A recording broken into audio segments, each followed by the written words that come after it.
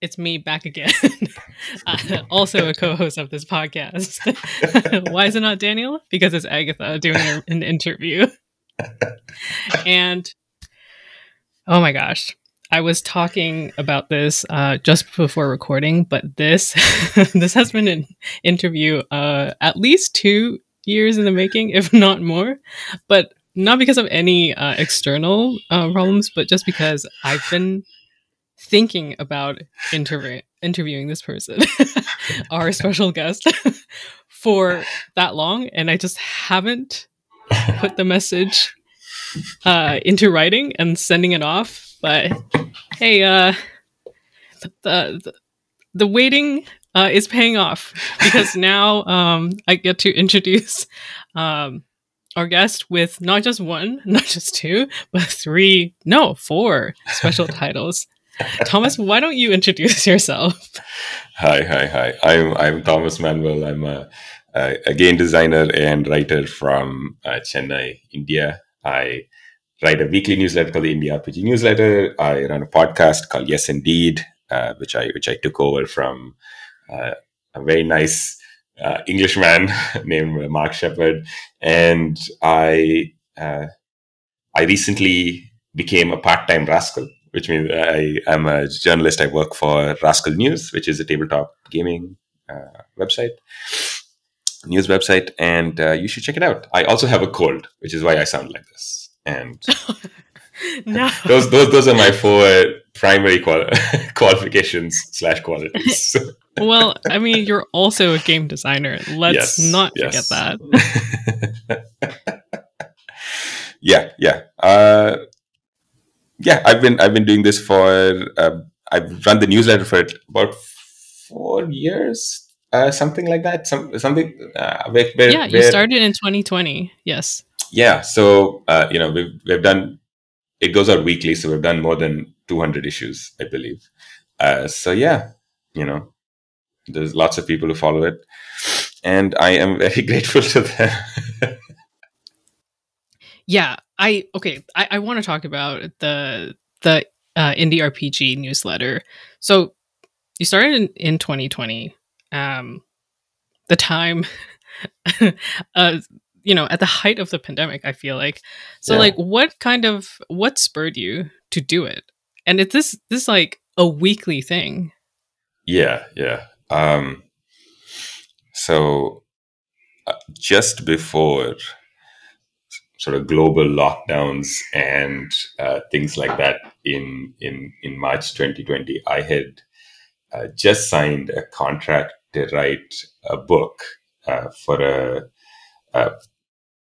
it was sort of like a history book. It came out of an article I'd written in a newspaper. It got turned into a book. So I just signed that contract. So I was set to spend that year writing a book. And so when lockdowns happened, I was like, okay, so I won't be traveling for this book, but I will still be writing it. So I spent that whole year working on that book.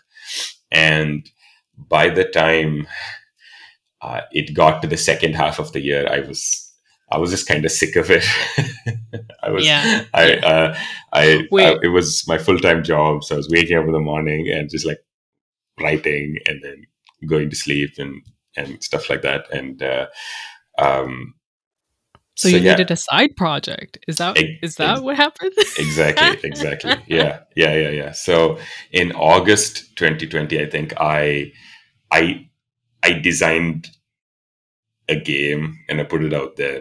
And then I was like, okay, I want to talk about games, but I don't want to do it on Twitter because that's scary. I didn't want anyone to shout at me immediately. Yeah. That makes sense. So yeah, out of fear and cowardice, I decided to instead start a newsletter. And because I have done newsletters before, as a journalist, it was a thing I had worked on. So I was like, yeah, let me do this. There isn't a thing doing specifically this. There was the Questing Beast doing sort of OSR focused stuff, but nobody was doing the kinds of games. Nobody was covering the kinds of games that I wanted to talk about. So yeah, I started it, and it worked, I guess. Yeah, yeah, I think it is one of like the best things to come out of the indie TTRPG scene. Like I I read it every single week, and it always is. It's such a joyful part of my week because like to just get a snippet of your thought, uh and then all of the links that you have is Yeah, such a treasure trove of, because you link other people's articles in yeah. there, and then like it really does feel like a newsletter of what is going on right now and what are people talking about, and like everything just in this package that click on and read through. Yeah, yeah. The way I describe it to people is that, I'm on Twitter so they don't have to be. Like that's the idea. So I pay attention to everything so that, people who aren't as online get this sort of like summary of like all the interesting stuff that happened that week. At least, that I saw. I missed out. Yeah, yeah. Do you want to just like briefly talk about the structure of the newsletter Sure. for all of Yeah. the listeners who Yeah. haven't encountered it? So yeah, the newsletter goes out weekly. The main part of it is, like Agatha said, a roundup of links, a curated list of links, articles, podcasts, videos, sometimes just news pieces, sometimes uh, academic papers that I thought were interesting about games, things like that. But I try to basically, everything interesting that I read about indie RPGs that week, I collect together and I put it in. And then uh, there's some stuff around that that I try to write about 600 words of uh, criticism, like just talking about a game, trying to some design thoughts about games that I've been playing or stuff like that. Just it changes. One thing I did almost 1.5 years ago, I think, I did this sort of like 5-part survey of Forged in the Dark games, where I was like, this is Yeah. the state of games inspired by Blades in the Dark right now, and I went genre by genre and things like that. So sometimes it's a bit more involved, but other tends to be just uh, a short piece, and then there's sometimes other things like I there are ads for games that people buy and can take out in the newsletter, and just like 25 word sort of classified and things like that. So yeah, it's a quick read. I aim for a quick read on in your Sunday morning inbox, but Mhm. from there it kind of snowballs or spirals out into potentially, if you want, like 3 Yeah. hours Yeah. of Yeah, entertainment. I've been reading so much more on the OSR just because of your newsletter. Like sometimes I'm just like coming out of a fugue state after I'm just like 5 articles in, or like 5 blog posts in on the same site that like you only linked one thing, and then I just keep reading more. It's like, wait a sec. What happened? um so like how much time does it take every week for you to, first of all, find all your sources, and then go through them, pick the ones that you want, and then also, additionally write up your piece?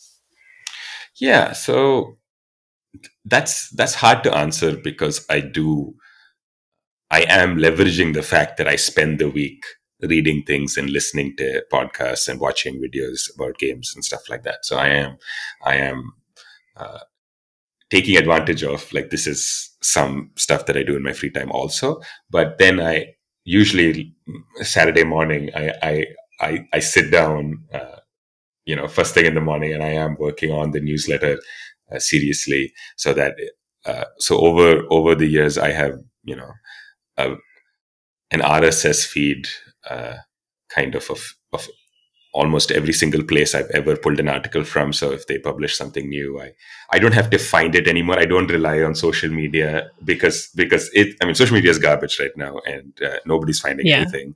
So Yeah. yeah, so now I have these. So now I go to them and I check, and I see, have any of these people like published anything new and things like that. So So yeah, I do a bunch of reading on Saturday morning, and yeah, I write my piece and things like that. And the time varies. I don't think that's an easy question to answer, because it's also like, how long does writing take is fundamentally like a weird question. Because if I spend 25 minutes on it, that usually meant I spent 2 hours thinking about it while washing dishes or something, right? Like, it's just Yeah. but yeah, it's not a lot of work, but I think of the newsletter and the podcast put together as like two working days. I Right. think of it as Right. a part-time job. Yeah. Right. Right. Yeah. Yeah, that makes sense.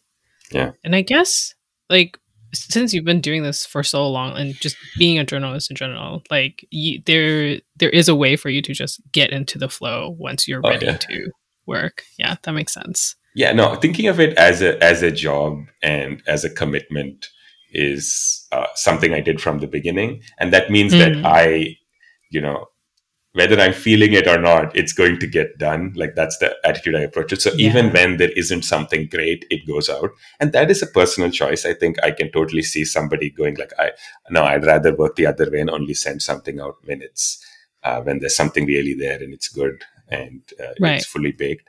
But for Right. me, it's also about the rhythm. It's about always sending the email out, everyone getting it at the same time every week. Like, there is that kind of, so the rhythm is valuable.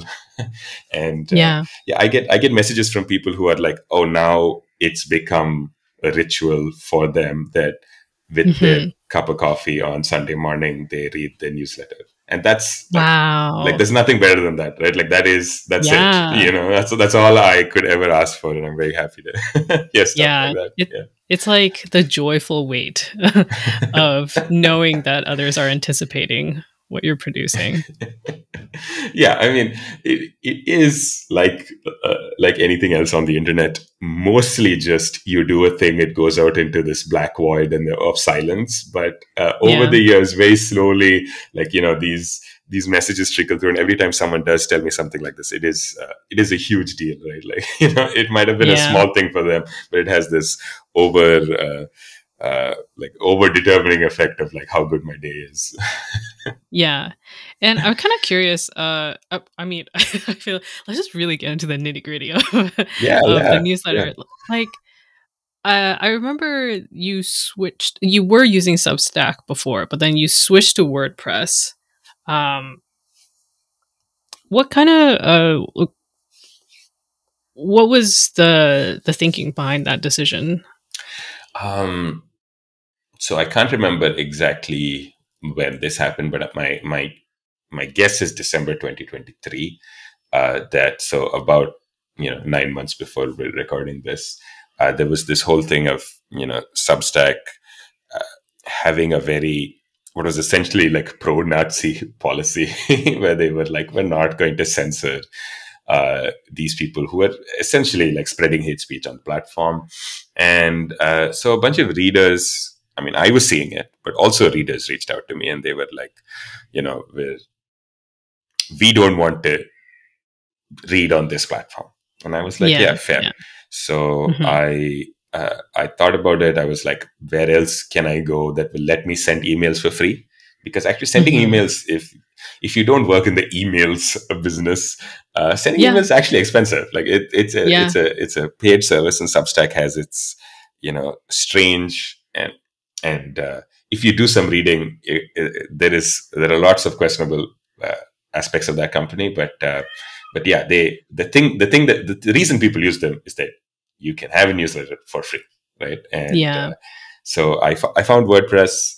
I've used it before. WordPress is like used by a significant portion of the internet. It is part of the infrastructure of the World Wide Web to some extent. And they also let you send a newsletter for mostly free. They have reasonable pricing, so I do pay them, but it's for the website as a whole, and it's for some stuff, but it's very cheap, and they don't care about how many people I'm sending to, right? Like otherwise, another place would charge you this thing. So I made that switch. I think January this year, 2024. Yeah. And yeah, it's been good. It's a trade-off because Substack is a social network of some kind, and there's this thing of, it really helps you find readers. I found a lot of my readers through Substack sending people to me, or rather Okay. other people on Substack sending people to me. So Right.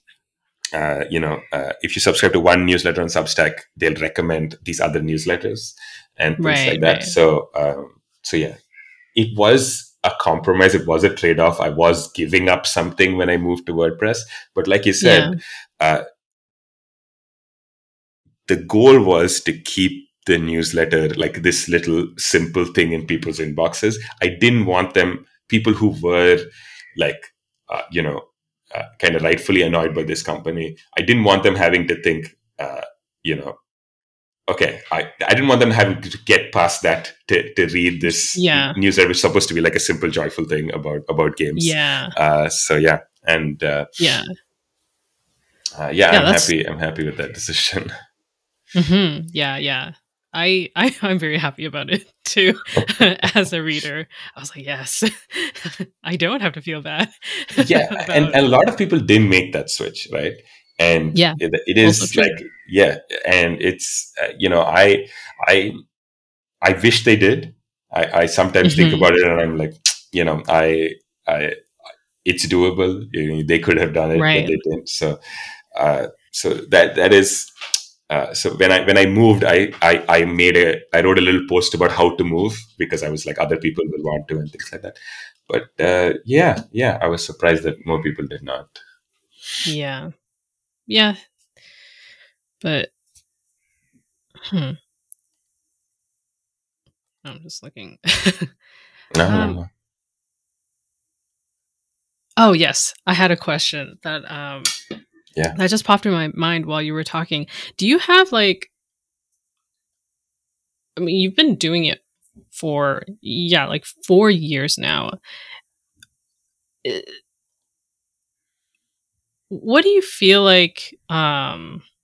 How do I phrase this question? See, this is what happens when I don't write it beforehand. No. The nice thing is this is going to be edited, so you can just take all your time in the world, and you'll still come across as extremely sharp. And this is my secret. Well, we'll see. It might not get edited out. I guess like what I'm trying to ask is like, is there any particular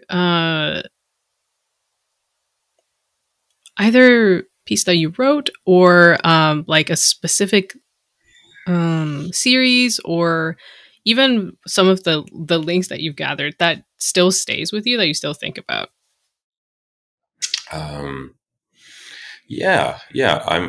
I mean, there's a bunch of things. Like every year, usually around December, I will try to highlight the best issues of the newsletter that year, the articles that I'm proud of and stuff like that.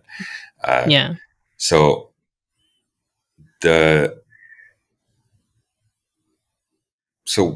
if one of the things that's happening with the newsletter is that I started playing tabletop RPGs relatively recently in the span of things. I would have started playing them around 2016. Okay. And I would have been playing primarily Dungeons and Dragons 5th edition for those first 4 years, right? Or first 5 years or whatever. And then around 2020, I started playing other games. And so this newsletter is part of this project where I am trying to discover what I like about games. Right.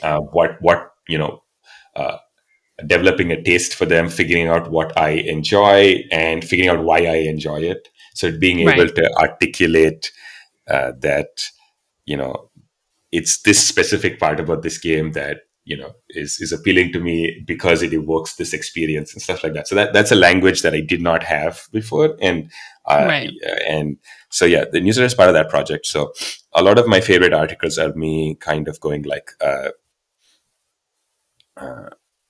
I played this game and I liked, I liked this aspect because it did this, and trying to break it down to people and trying to like do that.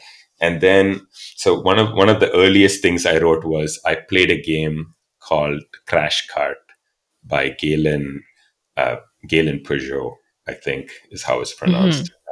I still don't know how to pronounce your name, Galen. I apologize, but because I've been talking about him and his game for like now 3 years, and he's a very sweet guy. He's an illustrator and a designer, and so yeah, so this I played this game, and it's like issue 20 or 30 or 40 or something like that, and I was like, yeah, I played a one shot of this, and I tried to talk about like what made this game really cool, and uh, and I've been doing that kind of consistently over the years. And then maybe like last year, uh, I wrote an essay called "What Kind of Critic Are You Anyway?" or something like that, where I was basically Mm-hmm. saying, okay, like this is what I've learned about how I want to talk about games. And that was a big deal. That was like sort of like something that I think about. You know, it started with me writing about Crash Card, and it kind of ends with, you know, like uh, not ends with, but it's led to something like, okay, like I'm joining Rascal News as a reporter, and you know, I might do some criticism there and stuff like that, and that is you know, and that is a journey and a process and things like that, and I have a very specific Yeah. philosophy about it, right? Like I write about games in a certain way, and Mm-hmm. not arbitrarily, yeah. Yeah. I mean, do you want to talk a little bit about that? Yeah, I should. I just had to pause to like take a breath. But yeah, Oh like yeah, yeah, no, no. no. I also am like this. I can talk for 2 minutes, then Agatha needs to say something, and then I can talk more and things like that. So, Hey, you are not the interviewer. You are the interviewee. You can talk as much as you want. That's how it works. yeah. So you know how I think about games, how I write about them. Um, Paul Sega, the designer of My Life with Master and a bunch of other games. He's recently writing a lot about solo games, solo journaling games specifically. Well, he wrote this thread where uh, he talks about RPGs as a fragile social infrastructure or something like that. He said it, but basically what that thread was, which I link to and read every year to remind me, is that he says, you know, if you write about a game saying that it didn't work for you, that is that's kind of normal, because 90% of games should not will not work for you in that way, because what you're saying is I had this expectation and then I played it and it didn't meet that expectation.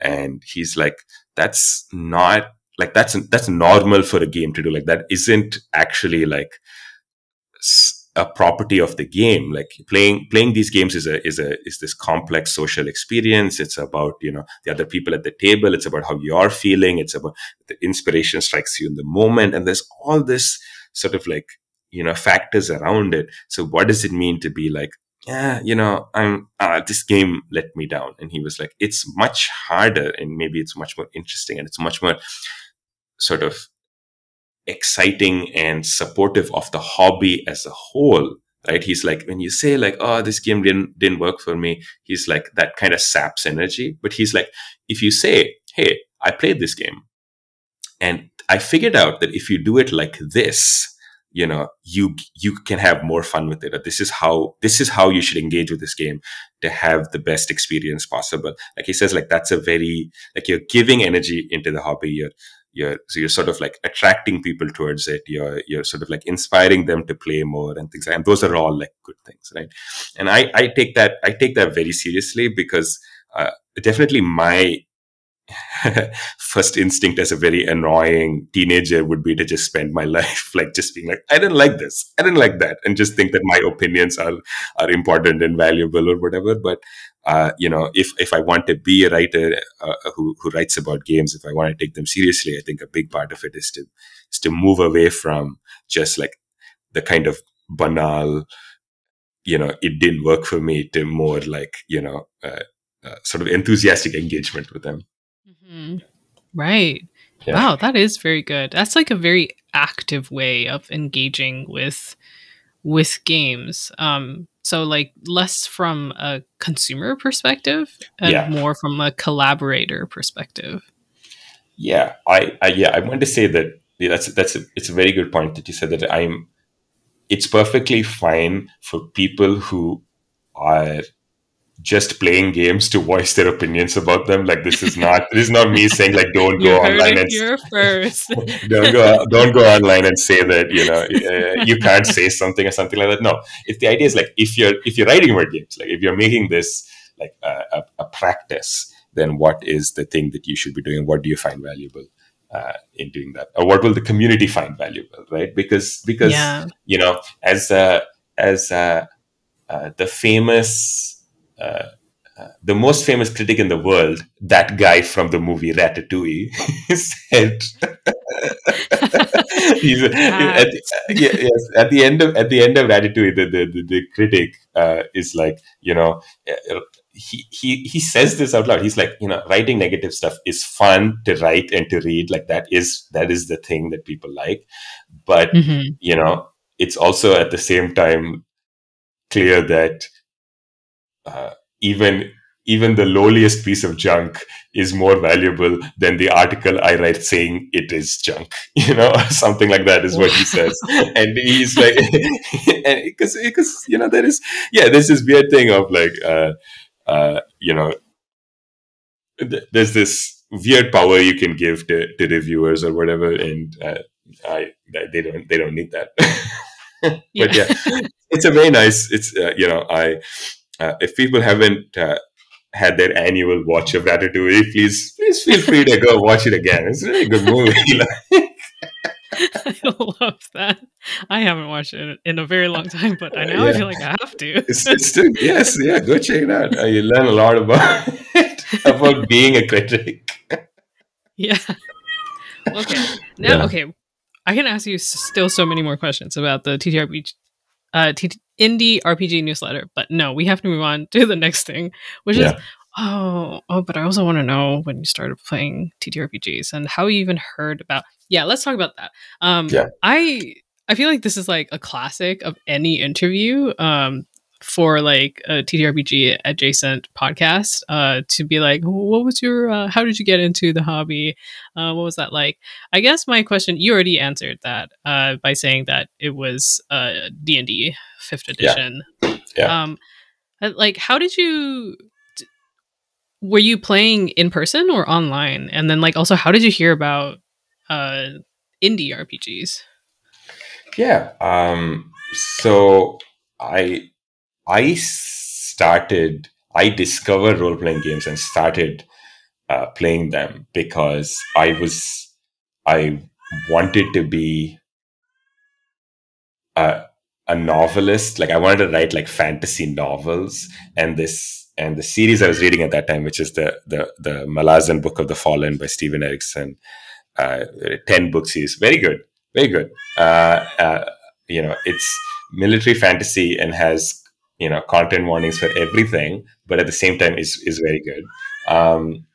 He I discovered, I read that he first kind of gamed these books out. Like he and his friend, they were archaeologists, so they would just be on in the field for like months at a time, like working on a site, and they would do these like one-on-one gaming sessions through the 80s, like through like a large part of the 80s or the 90s or something like that. And they were playing GURPS. I think they might have played some AD&D or something like that. But yeah, they were playing these games, and so they had gamed out this fantasy world, and then they wrote novels in this world. And I was like, that is the coolest thing I have ever heard. Like that is, yeah, Yeah. I should play games and then write books about the thing that I did in the game anyway. So I so I from that I went into D&D 5th edition. Like you know. Uh, I learned everything about it from that point on, and then I ran my first game. Like I never played it before. I just uh, called my roommate, and so can you hear my cat? Yes. I learned about RPGs from uh, reading this fantasy novel series called The Malazan Book of the Fallen, written by Steven Erikson. And it's a very good series. I recommend it to everybody. It comes with content warnings for everything, but at the same time, it's a very inspiring work of art. And but he and the sort of co-creator of that world, Ian Esselmont, they had basically spent the 80s as archaeologists in the field, and they would play these one-on-one gaming sessions where they built out this fantasy world and, played these stories out. Wow. And then Erikson sort of like wrote them up as novels, or rather like wrote around them. And even after that, like Esselmont also started writing novels in the world. So wow, I was reading these books and I thought they were really super interesting. And I was like, I should do that. Like, I should get my friends together and we should play RPGs, and then I'll write books about them. And that was my plan. So yeah, I did my research.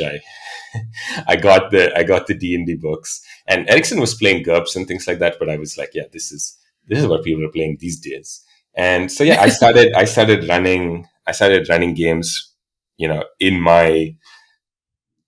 my own sort of like fantasy like world, in my own fantasy setting. Like, instantly, I'm part of the elite club of people who never played a game and just started GMing it. If you're also part of this club, listener, like you are, this is the elite. Like, this is where we're the head of this of the RPG movement. I see. You're a world builder GM. I see. It's like, because there are so many people who like me, who want to play these games and could not wait for someone to run the game for them before they did it, right? And I think I empathize and connect with those people. So yeah, I got my friends together and I started running these games, and yeah, I did that for 4 or 5 years. So, it was always in my sort of like homebrew setting. And then after a certain point, it was, I can't remember what Wizards of the Coast were doing, but they were doing a series of annoying things in 2019 or 2020 or something like that. Right. And after doing a bunch of series of annoying things, I had already discovered the OSR from just because D&D 5e is a good game, is a fun game, but if you're a GM, like it's a game that you struggle with, right? Like it's a game that you kind of go like, oh, there's a lot of work on me, more work on me than the players for sure. And so you're like, I want to do all this stuff, and but I don't know how to do it. So you have to like kind of work hard at running this game sometimes. So I would read stuff about. So I discovered the OSR because they had all this sort of like advice. They had all these blogs about like, try this and do that, and here's this cool adventure and things like that. So I that's how I found them, and then from there I found the indie RPG world. I found Dungeon World. I think that's the very specific like D&D 5e, the OSR Dungeon World, and then like everything else like from there. So that makes sense. And yeah, so after WotC started doing its annoying things, I stopped running D&D, and then I started playing other games, and then I've never looked back, because I discovered that actually these games are more akin to what I want to do, which is I want a more equitable balance between me and the players. I want to work less and I want them to work a little bit more. Like, I don't want them to work a little bit more. I just want us to be playing the same game together. I want I want to work less as a GM, whatever that takes. And so yeah, we a lot of PBTA stuff like that, and I've not looked back. And do you play all of these games still with your friends, the same friends that you GM for? Oh man, that's a really good question, because I almost that's a good question, because it's interesting. I don't play with almost any of the people that I used to play D&D with, and it's not because that they like continue to play D&D and I'm not part of that group, but like they moved, or something like that. Various things happen. Like Right. my partner was a part of that gaming group, and she just doesn't play that much anymore and stuff like that. So just things like that. So almost all my Right. gaming now is online. Even what I consider my home game, which is with a bunch of other people that I met on like a Indian Discord server. I so those are still people in other cities. Like I'll meet them once in a while or whatever. So that I consider Oh, that my home game, but it's also right. online. And Right. we rotate GMs and stuff like that. But yeah, all of the people I introduce the hobby to tend to be people that I introduce the hobby to, and then they go out, and sometimes they will still like be playing games in other cities and things like that, and spreading the hobby and stuff like that. But yeah. Right. So like is there, I mean, do you know if there's like active TTRPG scenes like around you locally? So yeah, I think I'm I'm reasonably well informed about uh, stuff like that if it was happening in the city. So Okay. there are small kind of like uh, D&D sort of pickup games and stuff happening in like cafes and things Okay. like that. There's some Okay. there's some people I know who stream and Okay. and things like that. So there are it's definitely not a lot. It Okay. but the sort of India server that is it's called Desis and Dragons. It's it has a bunch of people on it, and that it's very active, and Oh, people okay. there play a bunch of games, but it's people from all across the country, and there's like Right. if you think about the scale of the country, there's nobody in that server, but there's still like if you ignore the fact that we are a billion people, like yeah, there's like 1,000 people in that server, and they're all very cool. I love that. Oh, but that's cool though. That there is a place that if online where if you're like I want a game, but also I want a game like with people with more similar cultural context. Yeah, I feel like it does make a difference. The vibes of the tables and the games and like the things that you can reference, I guess. yeah, yeah. It's interesting. Okay, this is an insight I had recently, which is that I tend to play uh, a lot of my games on Open Hearth, right? And I've played with you. I Hmm. met you through that community and stuff like that. And when I Hmm. run games there, they tend to be these like kind of serious, dramatic games. And they also, Oh, yeah. They tend to, those are the places where we do like I do melodrama and things like that. But in the home game, and this is true for a lot of people because it's the difference between convention play and home play or whatever. In the home game, right. like that's the funny game, right? Like that's the game where like where I am uh, uh, where my job I think of my job as being to make people laugh constantly, right? Like, and that's a Right. big difference. Like I don't try to I don't try to do that Hmm. normally. First of all, because if I'm playing with someone new, uh, I'm very careful about what's funny and what's not funny, right? Like I have to Yeah. gauge like that. So Yeah. it's That's true. it's probably a much better idea to like get to know somebody before you before you start trying Start to like cracking jokes. yeah, before you start coming up to that line, right? Because a lot of the funniest jokes are just on that line. So Yeah, that's true. you don't want to get up to the line, you don't want to cross it, but you want to kind of get up there. Um, Right. so yeah, so it's a really interesting difference. I play very differently in both of those games. You know I am playing out of my skins, right? Like that's the that's still the idea that Hmm. I'm showing up and I'm doing my best. I'm trying to run the best game possible, but there's an interesting split between them. Yeah, Yeah. Um. Oh, that's so funny. That because that is the case with most people. Yeah, that home games are where you kind of just like hang out and you're just like more chill, more relaxed. yeah, Um.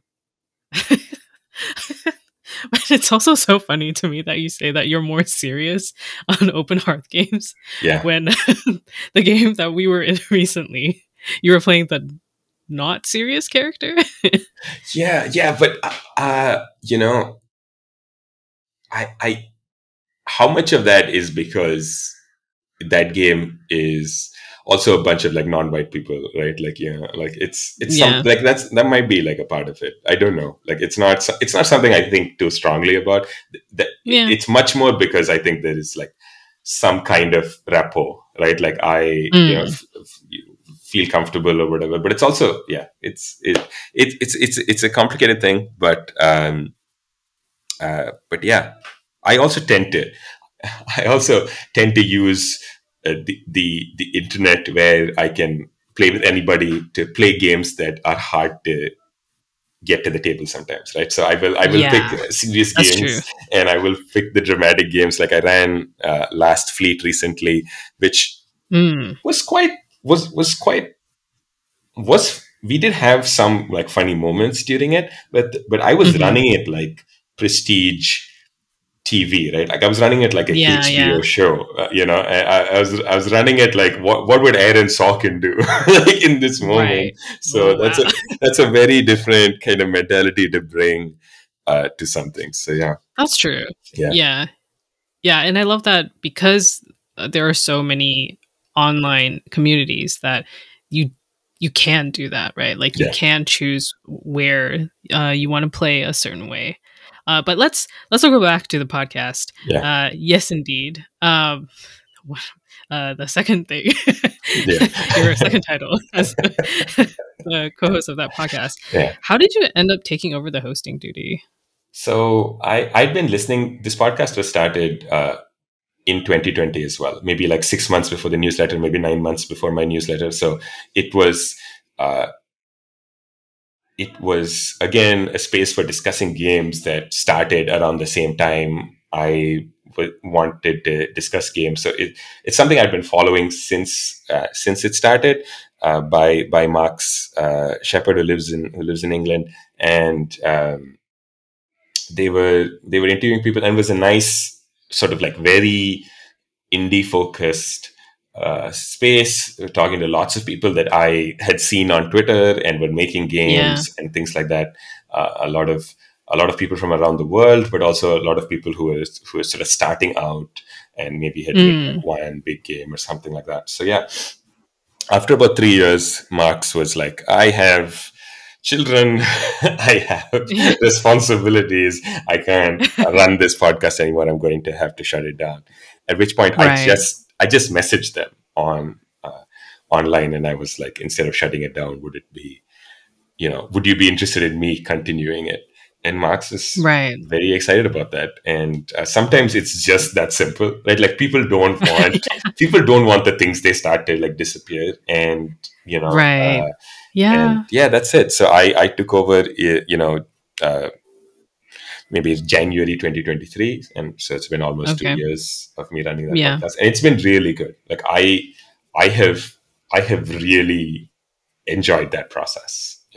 Getting to Yeah. talk to people is a lot of fun, and sometimes, like, yes, sometimes the stuff that comes out, I feel like, oh wow, like this conversation would not have happened anywhere else, right? Like we're Yeah. really having something interesting is happening here. Yeah.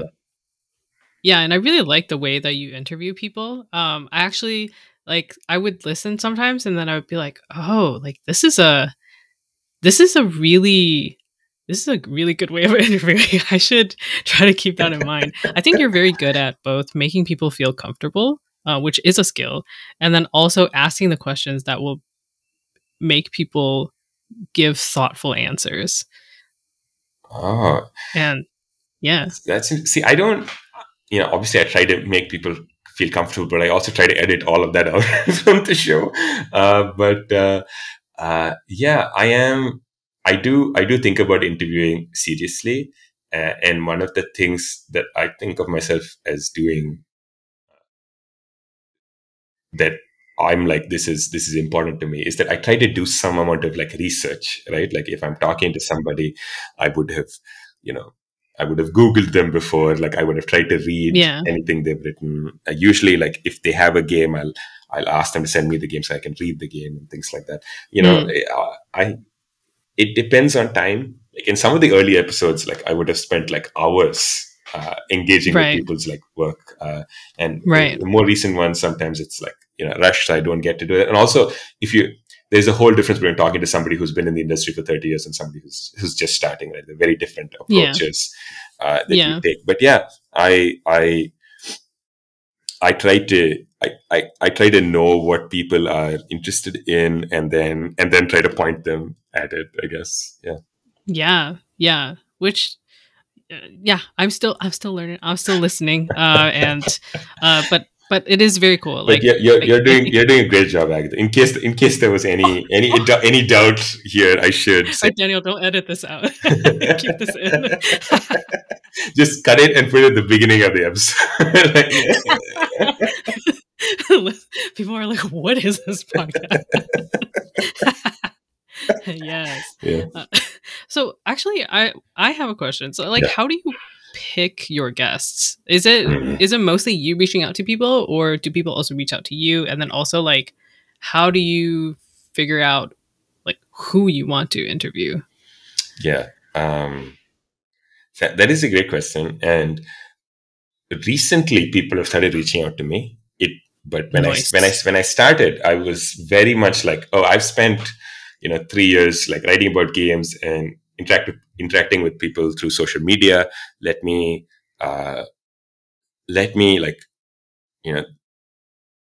just draw up a list from scratch of people who I would like to talk to. And a lot of these people were not designers necessarily. They were people who were in games media, is how I broadly thought about it. These were people who were either podcasting or writing about games. They might have also been designers. But yeah, those were the people I was interested in talking to. And some of them. So there was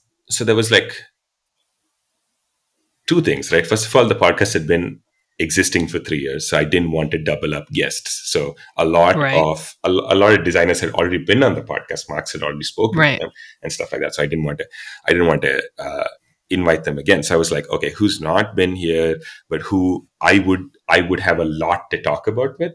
Because sometimes, and this is not anybody's fault, but I'm 33. And the thing about being 33 is that I know if you had talked to me when I was 27 or whatever, the things I had to say are very different. There's just there'd be a lot of theoretical kind of experience, there'd be I want to do this, and if I do this, this might happen, and there's a big difference between that conversation and the conversation of I did this thing and this is how it worked out, right? That's something I also think about, what have people already done, and how do I what's interesting about that, and can I bring that out? So that's mostly how I pick guests. I try to find something about that they've already done that I'm sort of excited to bring out. But recently, I think some of my best episodes have been just people coming on who have a lot to say generally. The episode with Sydney was about how they approach game design was really interesting. I was okay, cool. And that was interesting because also I tried to do a 1 hour podcast, a 1 hour recording session, 1 hour and change, 1 hour something like that. But at about 45 minutes through the Sydney Icarus interview, I was okay, there's something here, but it'll require us to record for 2 hours. I'm going to do that. I was just Sydney, is it okay? Can we just keep this going? And they were yeah, sure. And I had all these questions. I threw them out. I was let's analyze a game together. Let's pick this up. Let's talk about it. What do you see when you look at a game? And so there's a kind of shift in the middle of it. And then, so that was really interesting. And it led to a really good conversation. And then recently, an art historian named Haffa, who had designed a game called Between the Skies, reached out to me and was hey, I'd like to be on the show. And when people do that, my first question is hey, what would you like to talk about? And Haffa said, I've designed a game that is sort of doesn't care about system and has a very is not about that stuff. It's not about rules and things like that. And I was that's that's the opposite of how, what I like and how I think about games. Yeah. And I was like, oh, that Yeah. might be interesting to talk about. And it ended up being really interesting for me, at least, because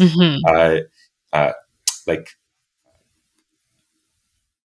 it's sometimes hard to have a conversation with somebody with a different taste than you, because it can just be like, I like this, you like that. Okay, end of conversation, right? But like, Hafa had all this stuff to say about why, playing without rules is interesting. And there was a really interesting conversation that came out of that, because what they were saying, what she was saying, I think, was like, it's not that it's easier, right? Like, she's like, no, I'm doing this intensely creative thing when I ditch all the rules or whatever. Like, it is tiring. Like, I play for 2 hours, and I am, so I was like, okay, cool, nice. This is different from what people say sometimes, where it can be sort of like, oh no, like, it's much easier to play a one-page game or something. And I'm like, it's not. It could be. It might be, but I don't think it has to be. Like, yeah. Yeah. Oh my gosh. Yeah. I feel like you just like you just summoned something in me when I'm thinking about a lot of games that do pitch. A part of the pitch is that, oh, there are less rules, so therefore it's easier to pick up. And I do think that a lot of times that is not the best pitch for those games that I'm thinking of. I don't think that more or less rules are either good or bad, but I do tend to like it more when a game's pitch is closer to the actual gameplay experience. Though this would, I mean, obviously we could talk a lot more about that. It is interesting because, there are things that everybody wants, right? Like, they want a game to be easy to learn and fun to play. And if everybody talks about their game as easy to learn and fun to play, it makes those words kind of like meaningless, right? Like, it's, and that's sort of what's happened right now. Everyone's like,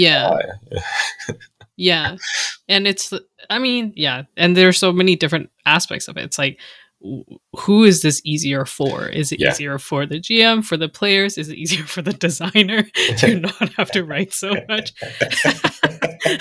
Which is perhaps a very salty take. I don't know. Is it easier because you've played this other game that taught you everything that you need to know about how to run this game? Like, you know what I mean? Like, it's there's a lot of and that's like I think a recent newsletter that you sent out that was talking about, like, or maybe it was one of the articles on the newsletters, I don't remember anymore, but it's where the unspoken expectations and norms that go into playing a role-playing game, and especially like within different systems. Like, there's a lot of assumptions that are often made when designing, and it's very easy to have blind spots because when you playtest, you're also playtesting with people who already know the system generally. Like, that tends to be what happens. And then so then it's like the pitch is like, I think most of the time the pitch is sincere to be like, yeah, this is easier because when I do it, it's like this, and it's very straightforward. But you just don't necessarily take into account all of the other aspects that are actually informing the ease of this particular gameplay experience with a game that doesn't have a lot of rules. No, even with a game that has rules, right?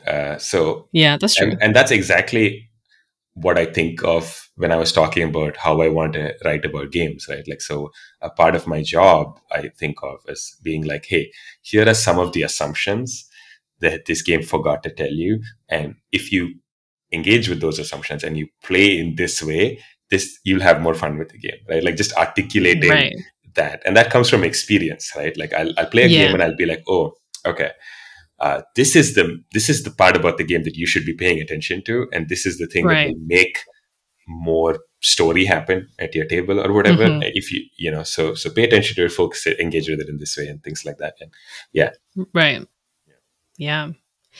is there anything else that you want to talk about with your with the podcast? Um, I'm not sure. Yeah, I don't think there is. I think I'm like Cool. Yeah, there isn't anything specific to say about the podcast. I think that is super relevant. But yeah, no, I'm good. cool. Yeah, because I'm speaking of the time. I am also mindful of the fact that we're almost at an hour. And I do still want to talk about game design. Okay, yeah. So But also I will say that, like, you whenever you have to leave, like, we will end. Like, I have time, so I'm not going to rush you. So I'm going to say, like, yeah. okay, cool. That is good to know. I blocked off the time. Nice, yeah. Yeah. So cool. Let's talk about game design. Yeah. You design games, even though you neglected to mention it when you introduced yourself. But yeah, you design a lot of games, and I guess like most of them are sci-fi or cyberpunk or like kind of in that genre. Yeah. I don't know where I was going with that. I think no. Oh, I thought you were going to say something. No. I was sorry. I was just going to be like, you have the you have the question written down. Like, I do have the question written down. Yeah. It was like a really good question. So right. So you should just say that. Yeah. Let's dive right into it. I was gonna like start with another question and then ease into it, but it didn't work. It's the power of prep. Yeah. Yeah. So yeah, let's talk about the games. I mean, I haven't read through all of your games, but I remember when you were playtesting one of the games in your City trilogy, the one it's that's called Hyper City. Yeah, I think I know what you're Hyper talking City. about. Yeah. Yeah, the Ironsworn hack. And so like your games tend to have a very strong sense of place. Like you have a trilogy of games that is called the City trilogy. And like a lot of the games involve interacting with the city or like with the place as a big part of the gameplay. So like what about these sci-fi and cyberpunk settings is so compelling to you that you keep revisiting this? So my games do have a focus on cities, and that was kind of something that emerged. It was not something that I was consciously doing, but so my first game, The Spider and the City, is a fantasy game. It's a solo game. It just came from this idea that, like, I was playing Band of Blades, and I was like, what if the whole game was the engagement role? Like, what if you just did the engagement role, and that decided whether the whole mission was successful, and you just did that, right? Like, and so I that was the first game I ever made, and it has this interesting city that it's set in, which is a city that has, in open rebellion, has kind of splintered into factions, thrown out the government, and is self-governing, right? Like, there is no government in the city. Everyone's just kind of looking after for themselves and things like that, which is inspired by specifically the city of Barcelona during the Spanish Civil War. And the idea was that, like, at this moment in time, the city had no government and was still functioning, and was a really interesting place. And General Franco's army, is a very far right kind of dictatorship, was marching on Barcelona to retake it. So I was like, that's a really kind of beautiful sort of like situation. So this is a game about, this city has thrown off its government and is self-governing, and it has all these factions, anarchists, communists, but it's still fantasy, but it's got all this stuff in. And this army is marching in, and at some point the city will fall. And so it's a solo journaling game where you play somebody who's unaligned, some sort of like criminal mastermind, like that's the idea. Mm-hmm. And you get to influence this, right? Like which of these factions will you side with, you know, and things like that. So and so that has a specific city that I came up with and that I wrote details about, and that was an interesting process. And then slowly this idea of like, oh yeah, I'm going to put cities in all of my games. And I think that goes down to like this very, very old question about fantasy, which is that there is this Tolkien tradition, which is pastoral and kind of sort of in love with like pre-modern society. Mm-hmm. And a lot of people who wrote kind of against Tolkien, who were like, you know, we live in cities and they're not something that we need to they are beautiful and they are exciting and they're not something that we need to kind of regret, you know. And they are places in the modern world which are full of inequality and stuff like that, but the idea is that they don't have to be, right? Like you can have cities that are beautiful and fair and all of those things. So like so I tend to when I make games or play games or create worlds or whatever, I tend to set them in cities because that's what I know. Like I live in a city, I've lived in a city my whole life, and I think they're very cool and exciting.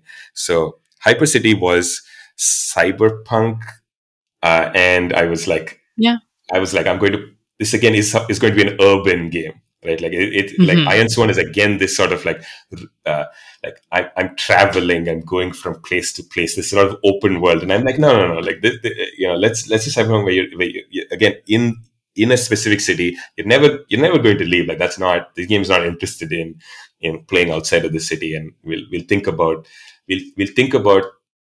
that. And so in the game, I asked people to make cyberpunk versions of real cities, and and that was just an interesting idea. Like I don't think it's anything like more than that. Like, you know, like there is a procedure in the game to do that, which is fun. But I think the idea was like, okay, let's just like you know, let's kind of like imagine cities that are not New York or London or whatever, like, or Hong Kong. Like, you know, Hong Kong is one of those cities that is like big in the sort of like cyberpunk imagination. I was like, let's imagine like any other city, literally like any other city, and let's try to think about what it would look like to be, you know, to be futuristic in a good way or a bad way, right? Like let's engage with that. So yeah, that was so that was a much more like conscious, like I was like, oh, you know what, I like cities, like this is the thing that happened, let's like engage with it. Right. So, yeah. And then so then I realized, oh, I might be making a series of games about cities. I kept it going and I made a third game, which has no setting in and of itself. It's about two cities. It's but detectives from two cities that are in different dimensions almost. You know, they're on top of each other, but in different dimensions, and they kind of work together to share. Kind of inspired by another China Miéville book called The City and the City. And it's just like, you know, it's just stuff that I'm interested in history. I'm interested in cities, and it's just going to be there in like everything I make, I think. Like for no reason other than like these are subjects that you can keep talking about forever. Yeah. It is always interesting to look at designers' works, if there are multiple, then to be like, these are the themes that are emerging, and these are the things that this person cares about. All of these games use different systems. You know, the one between two different cities, that one is descended from the Queen, right? Yeah. So like, how do you pick the system first, and then like, or like, how do you decide on like what structure? I like all of the games that I have made till now are all me learning game design, right? Like that's not like like they're very clear like attempts, and I'm like, oh, I want to try this, I want to try that, and Hmm. they're all uh, primarily like me learning not just design, not just game design, but also like graphic design and stuff like that, right? Like I have to, do everything that Right. all Yeah. all people who make like games solo like have to do. And so yeah, like Hypercity was an Iron Swan hack, because I was like, that's like this is a really great like framework. I should do something with it. And Hmm. For the Queen is also like a really beautiful game, very simple, very easy to play. And I was like, I need a game that's easy to play. I, Yeah. I can play with other people if I wanted to, uh, Right. because my other games tend to be like, they were they none of them are particularly like easy to pick up and play. Hypercity Mm. and the other one is a solo game and stuff like that. So I Right. tried this, and yeah, and sort of like till we get to the ship is no mother, like these are all like experiments. The ship is no mother is I feel like it's my latest game, and it's like mm, I'm so much more happy with it, like as a thing of like I have achieved my Yes. thing, which is like that this is the game. Like when people visit me and they're like, yo, let's play a game, I'm like, oh, we could play my game, like I could just get this out and we could play for Right. 2 hours and have fun. And Right. you know and it's very easy to learn, and it's very fun to play. So yeah.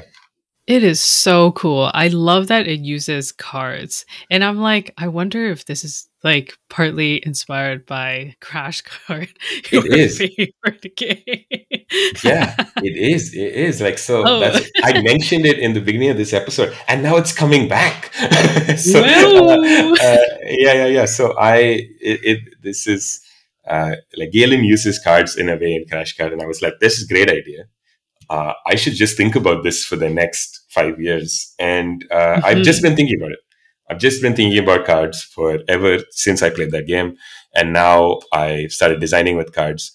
And Spider in the City is, This Ship is No Mother uh, is Crash Card, but I use it to run Mothership modules as one shots. Like it's the whole thing is like the deck of cards is like a countdown clock. Like when the deck runs out, the game's over, and it's really cool. It's really fun to put out in front of people.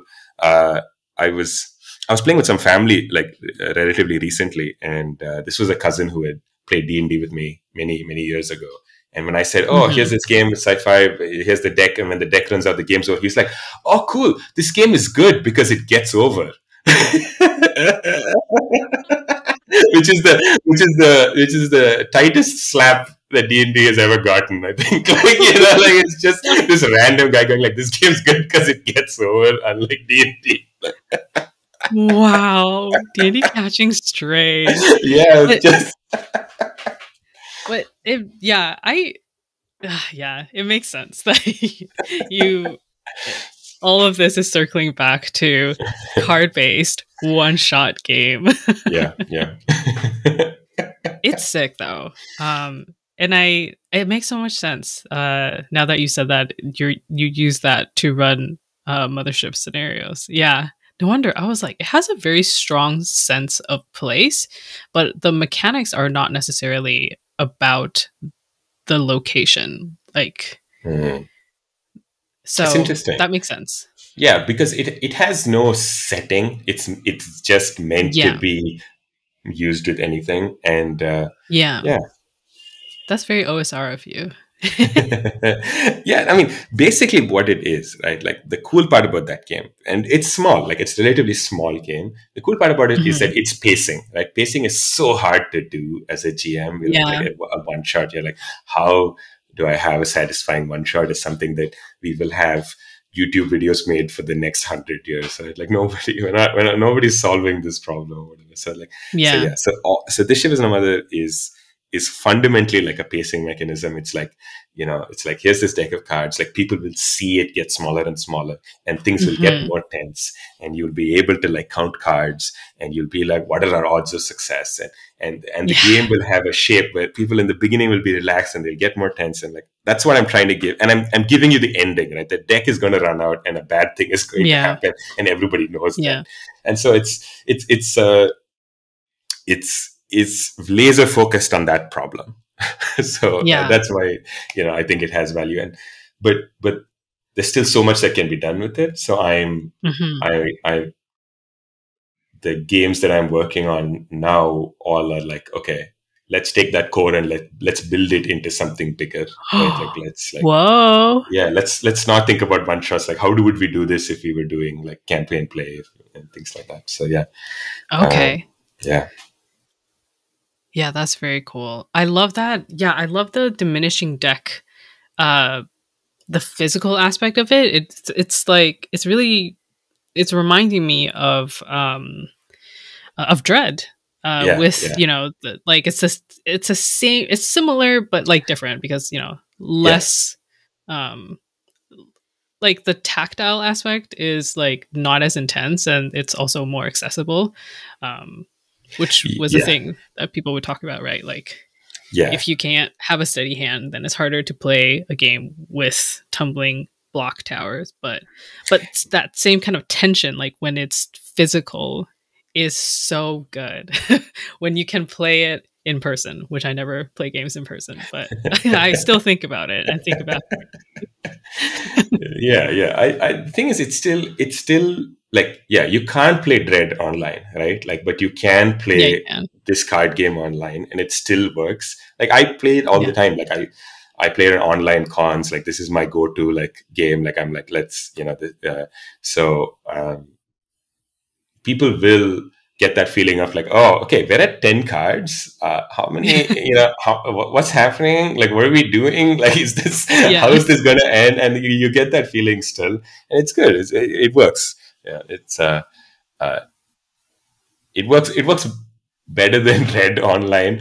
It's nowhere close to Red physically, like if you're in person or whatever, because like you said, like, there is kind of like a visceral feeling when you play Red. Which is brilliant. Still. Or Star-Crossed. Also. Games good. So that's what you're working on, is like a so I'm working on a game that has had many titles because I'm still, but I'm going to debut the current title. It's called Book of the New Water is what I'm calling it right now. Okay. And it's a sort of post-apocalyptic game set in a water world. Like, the whole world is flooded, and everyone lives on living ships. The idea is that the ship has a consciousness of some sort, and we're all communities on ships. And that sort of like, it's half an action game, like an adventure game about like diving underwater and salvaging stuff from before the apocalypse, like diving underwater, like recovering stuff, bringing it to the surface, and then and that's the tense part, right? Because being underwater is extremely dangerous for everybody who can't breathe underwater. And the other half is this game about like, okay, we've salvaged stuff, and now we have to like make something of the world, right? Like, it's about building community building. It's community building. Like, the ship is the community, and it's community building with thinking about what do we want the future to be, like in a world that doesn't have a future in the way that you might imagine it. Wow, that was a very depressing turn of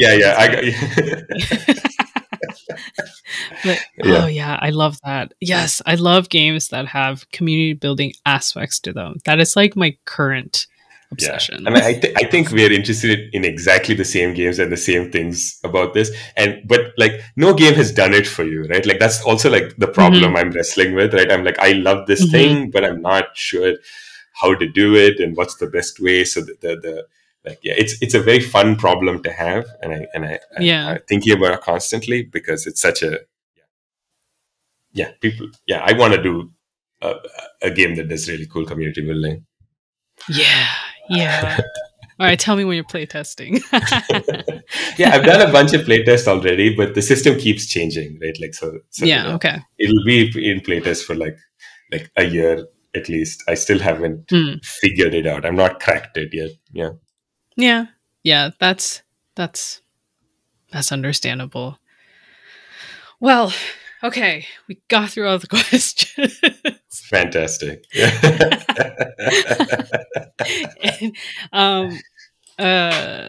any last things you want to talk about before I thank our patrons? Ah, hmm. Um, yeah, I think uh, if people haven't heard of Rascal News, they should check it out. Most of your Hmm. listeners probably know about Lynn Codega and the OGL fiasco that they kind of broke the news on and are Hmm. famous for kind of reporting about it. So Rascal is co-founded by Lynn, and we're trying to do interesting RPG journalism. Uh, Yeah. and you should check it out. And you should also check out my newsletter and my podcast. But Yeah. And we're gonna have all of the links in the show notes, so it'll be easier. But yeah, check out all those things. Congratulations, Thomas, on joining the Rascal team. And then yeah, what was it that you said? Like being a real games reporter now? Is that what you said? yeah. In the sense that the newsletter is not really journalism. It's just it's How just dare writing. Like you? I don't have no in the sense that I don't have like I don't I don't have to think about ethics as strongly as I would if I was being a real journalist, right? Like in that sense, like Mm. this is a personal space for me, right? Like so whereas Rascal Ah. is a professional space, so I will uh, I will I will operate under a stricter sense of what is good and appropriate. So Okay. Well, I look forward to reading your articles soon. I'm also subscribed to Rascal, so we'll see. We'll see. oh, nice. Yeah. Okay. Well, uh, Asians Represent would not be at the place that it is now without all of you awesome listeners, but also without the help of our beautiful Patreon backers. We wouldn't have the money to pay for things like like recording and stuff. So thank you so much. I have to thank you by name. So thank you to Metalweave Games, Valorous Games, Stefan, Michelle, Brooke, and the most honorable Epic Impulse. Thank you all. You are all so honorable in my mind.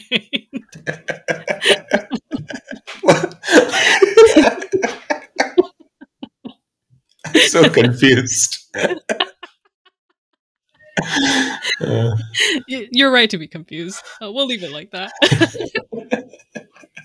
But also, where can people find you online? Do you want to like give your socials and? Yeah. You can find the newsletter at ttrpg.in. Like that's a nice domain that's easy to remember. You can just go and find the newsletter there. Social media, you can find me on Blue Sky at new Madras Blue Sky or whatever. Madras spelled MADRAS. I'm also on Tumblr at Indie RPG Newsletter. Those are the two places I'm most active. Come talk to me. And now that I'm a reporter, if you have some ideas for things for me to write about, I guess you could just talk to me about that as well.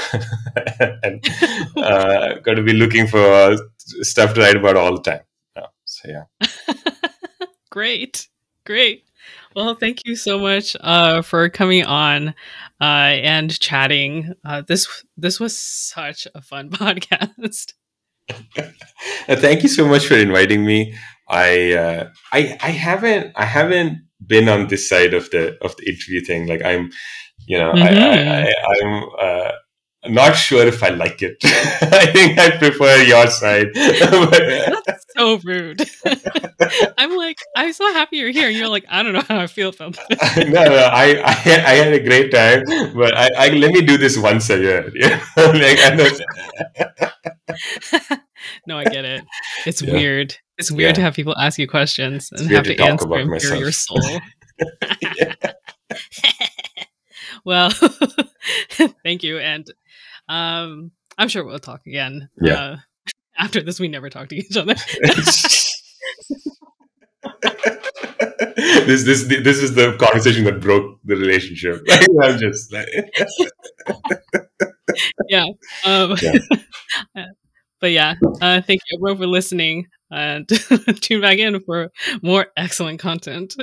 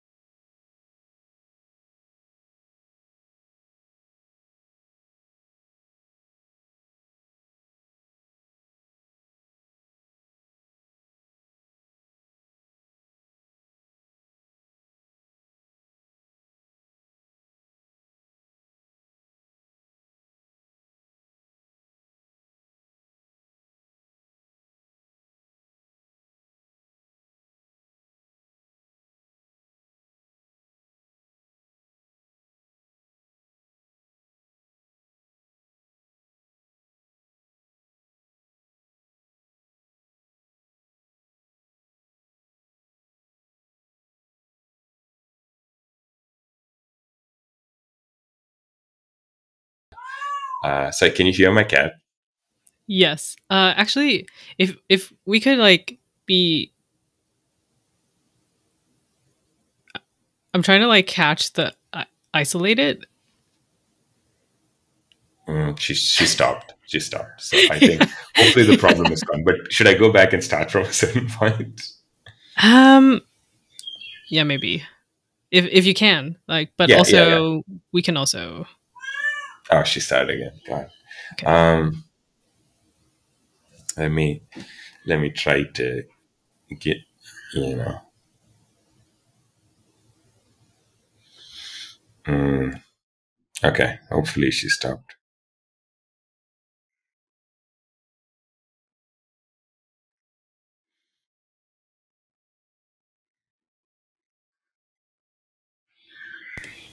It will she will she start meowing once you start talking? Because I'm that's what my I'm cats do. yeah, I'm very worried that that's what this is, but we'll see. Um, yeah, yeah, okay. There it is. Yeah, I'm trying to. I'm. Oh man. Okay. Will you give me a second? Can I get up Yeah, and yeah, yeah. like yeah Yeah, yeah? that's fine. I can Okay. pause. Cool. I can pause.